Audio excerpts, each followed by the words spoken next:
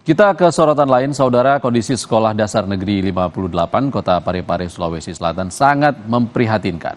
Sejumlah bangunan rusak sehingga dapat membahayakan siswa dan guru saat belajar di kelas.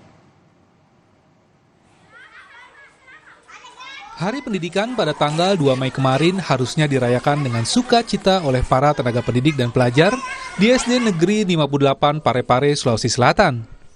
Namun, kondisi sejumlah bangunan sekolah terlihat memprihatinkan dan jauh dari kata layak. Sejumlah bangunan sekolah terlihat rusak, seperti di plafon, tembok, dan fasilitas sekolah lainnya. Kondisi bangunan sekolah yang sudah berusia 30 tahun ini tidak pernah mendapat bantuan ataupun rehabilitasi. Sejumlah plafon kelas tampak rapuh dan berpotensi membahayakan siswa di kelas.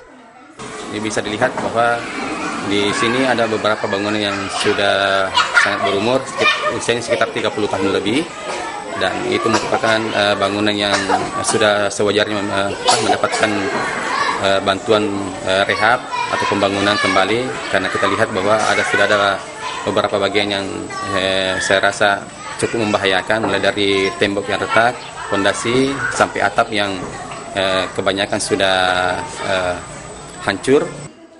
Atas kondisi bangunan sekolah yang kurang aman dan nyaman bagi siswa dan guru, pihak sekolah berharap pemerintah setempat dapat segera memberikan bantuan, yakni rehabilitasi bangunan sekolah mereka. Sudin Samsudin, Kompas TV Parepare, Sulawesi Selatan.